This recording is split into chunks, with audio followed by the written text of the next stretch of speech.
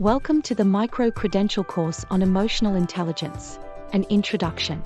Emotions are an integral part of our daily lives, influencing the way we interact with others, especially in the workplace. Understanding and managing emotions effectively can improve workplace relationships and enhance productivity. In today's session, we will explore emotional behavior in professional settings, examine how emotions impact the workplace, and discuss practical steps for assessing and improving emotional intelligence. Let's begin. One of the most important areas where emotional intelligence plays a crucial role is the workplace. Whether we realize it or not, emotions shape our interactions, affect decision-making, and influence how we respond to challenges. This brings us to our first key topic: emotional behavior in the workplace.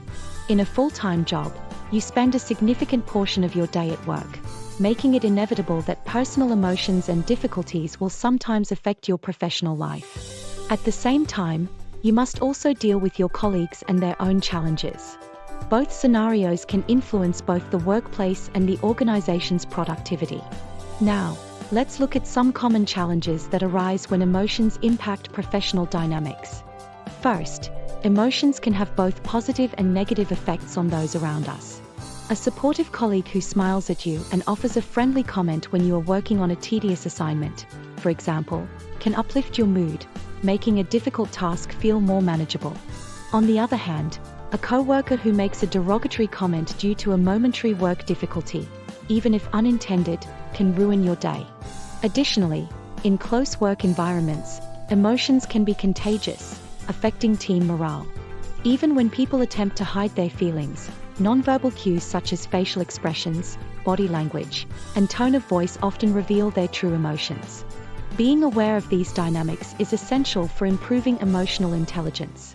But how do you measure something as abstract as emotions? The answer lies in the evaluation criteria. Alright, let's ask yourself a question. Now, think of them as a personal checklist to help you identify strengths and areas for improvement in your emotional responses. These criteria serve as a guide to better understand and manage your emotions. But why do we need to develop evaluation criteria? Well, because it will help us to structure emotional self-awareness. And in the next slide, I will show you 5 steps to develop it. Here are 5 key steps to guide you through the process. 1. Write down your emotional triggers. 2. Note traits that affect others. 3. Reflect on your recent work and conduct a SWOT analysis. 4. Plan how to improve your weaknesses and address threats. 5. Get a second opinion.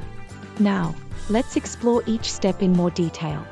The first step in developing emotional intelligence is recognizing your emotional triggers. To do these steps effectively, you need to ask yourself 3 questions. Those are: what makes you happy? What factors trigger you emotionally? What saddens, worries, and infuriates you? Once you understand your triggers, the next step is to assess how your behaviors affect those around you. For example, think about some of your habits. Maybe you tend to argue your point a little too strongly or write emails that are longer than necessary.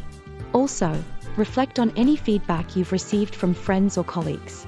Try not to take it personally, but instead, consider whether there's some truth to it, especially if it has led to challenges in the past. And don't forget to acknowledge your strengths. If you've received any awards or recognition, make sure to highlight them as well. Self-reflection is a crucial aspect of emotional intelligence. Take a moment to assess your strengths, weaknesses, opportunities, and challenges in this area. You need to consider these factors in the bigger picture of your life. For example, if a lack of self-discipline has negatively impacted your career, what actions can you do to enhance this as an opportunity?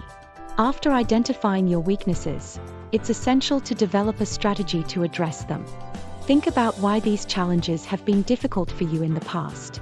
It could be as simple as not enjoying a particular way of working or lacking proper training in a certain area. But can these difficulties be turned into opportunities? How can you use them to your advantage? Self-reflection is valuable, but it's also important to get an outside perspective. Sometimes, we may overlook certain blind spots or be too hard on ourselves. To ensure your self-assessment is accurate, consider running it by a trusted friend, mentor, supervisor, or colleague. Or choose people who can offer valuable insights, not just based on their opinions, but because they understand the industry, work trends, and what it takes to succeed. That brings us to the end of today's session. Emotional intelligence is essential for fostering better workplace relationships and enhancing professional growth. By assessing emotional strengths and weaknesses, applying structured evaluation criteria, and seeking feedback, we can enhance our emotional intelligence and navigate workplace interactions more effectively. Thank you for joining today's session.